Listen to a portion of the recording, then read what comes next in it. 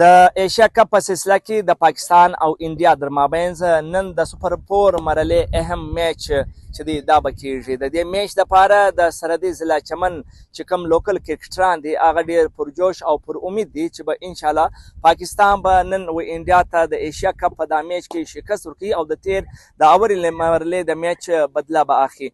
زه دا وخت د صادق کرکټ سټیډیم کې موجود یم چې زما سره دلته لوکل کرکټران موجود دي. هغو څخه پوښتنې کوو چې هغه په دې حواله څه ویل غواړي. ته څه ویل غواړې نن په میچ کې ستا کوم کلاړي څه ډېر امیدونه دي؟ زما امید خو د سیمایي بس دی چې دی به خپل ټیم انشاءالله سپورټ ورکړي او دی به خپل ټیم ښه کلاو کړي د انډیا په خلاف باندې. زموږ ډېر غټ امید دی د سیمایي بو څخه چې دی باید ښه فیلډینګ وکړي او ښه بالینګ.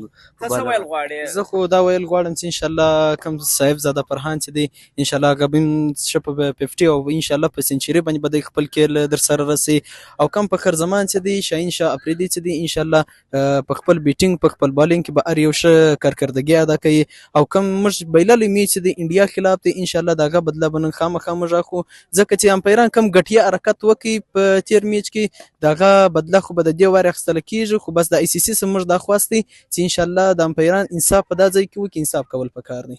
ډېره مننه. ته څه ویل غواړې د پاکستان انډیا میچ دی؟ زه دا ویل غواړم چې انشاءالله زموږ امید د شاهین شاه څخه پوره دی ولې څنګه چې تېر میچو کې چې ده ښه بیټینګ وکړي ښه بالینګ یې وکړي انشاءالله به دې میچو کې به هم ښه بیټینګ کوي هم ښه بالینګ کوي.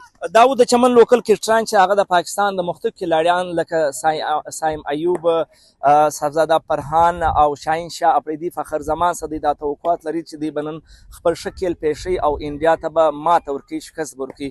دوی دا هم امید لري چې به انشاءالله چې نن پاکستان به انډیا ته ماته ورکړي. دوی پرجوش دي او دوی پر امیده دي او دوی د الله په حضور کې چې دوی هغه دعا هم غواړي چې پاکستان الله پاک دې نن پاکستان ته بریا پر نصیب